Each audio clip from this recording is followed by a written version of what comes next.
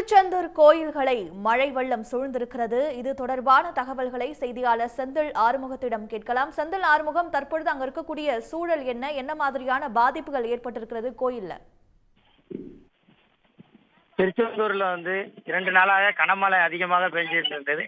நேத்துல இருந்து இன்னைக்கு மட்டும்தான் மழை பெய்யல. நேத்து 2 நாள் பெய்ஞ்ச மழையில நாகர்கோவில் செல்லும் வழியில தெப்பக்குளம், ஆவடையார் குளம், அந்த வழியில தண்ணீர் தேங்கி கிடக்கு. அங்க தனியார் மருத்துவமனை இருக்கு. அந்த மருத்துவமனையில வேலை பார்க்கறவங்க அந்த மருத்துவமனையில இருக்கிற நோயாளிகளை வெளியே கொண்டு போறதுக்கு அமளி நகரில் உள்ள மீனவர்களிட இருந்து அந்த போட்டை வாங்கி அந்த அந்த பக்த அந்த அந்த அந்த அந்த மக்களை பாதுகாப்பாக ஊருக்கு கொண்டு போறாங்க.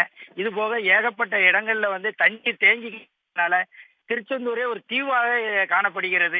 எங்கேயுமே போக முடியல. தூத்துக்குடி, திருநெல்வேலி, சென்னை, நாகர்கோவில், குலசேகரப்பட்டினம் இந்த ஊர்களுக்கெல்லாம் போக முடியாத சூழ்நிலையில இந்த மக்கள் இருக்காங்க. ஆனா இந்த மக்களுக்கு தேவையான பொருட்கள் வெளியே இருந்து வரல. பால் அப்படின்னு பொதுமக்களை கூறுதாங்க. இது போக என்னன்னா, திருச்செந்தூர் கோயில்கள்ல தண்ணீர் தேங்கவில்லை. தண்ணீர் வெளியே தான் தண்ணி இருக்க தவிர கோயில் உள்ள எந்த ஒரு தண்ணியும் கிடையாது. இப்ப சிவன் கோயில், பந்தல் மண்டபத்தில் உள்ள சிவன் கோயில்ல தண்ணி தேங்கி இருந்தது.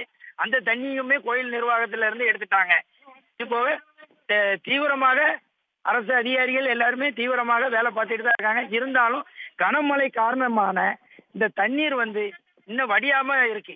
கடல்ல போய் போகக்கூடிய இடத்துக்கு போக முடியாம அதிக அளவு மழை பெஞ்சதுனால, அதிக அளவு தண்ணி வந்ததுனால ரொம்ப சிரமத்துல இருக்காங்க.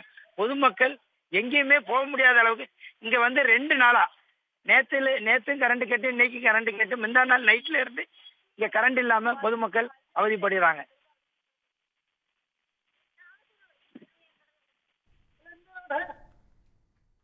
விவரங்களுக்கு நன்றி செந்தில் ஆறுமுகம்.